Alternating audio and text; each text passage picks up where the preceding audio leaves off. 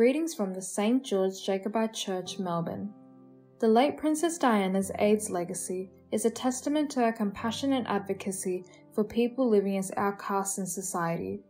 In the 1980s and early 1990s, when the epidemic was at its height, she visited hospitals and hospices, hugged patients, and challenged the stigma surrounding HIV and AIDS. Her actions had a significant impact on public attitudes towards the disease, helping to dispel myths, fear, and discrimination. In 1991, she delivered a famous speech in which she said, "HIV does not make people dangerous to know. You can shake their hand and give them a hug. Heaven knows they need it." Her legacy lives on through the Princess Diana Memorial Fund, which supports charities that work on behalf of vulnerable people, including those affected by HIV and AIDS. A Bible story that links to this is that of Jesus healing the leper.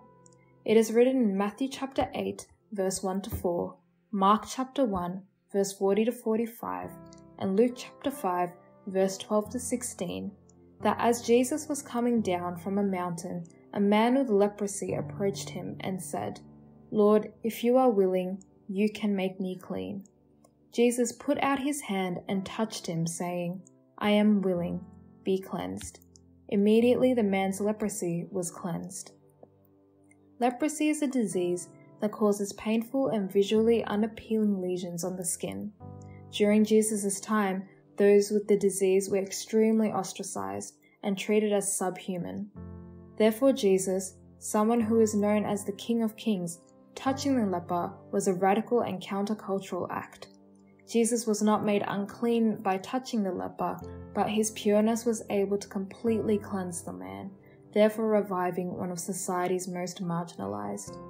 Similarly, Princess Diana's work with people living with HIV and AIDS challenged the stigma surrounding the disease and showed compassion, respect, and understanding to those suffering.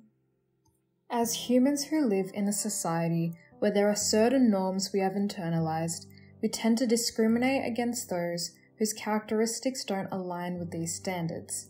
However, like Jesus and Princess Diana, we need to look past the differences of the vulnerable and see that everyone is deserving of love. We are all, after all, children of God.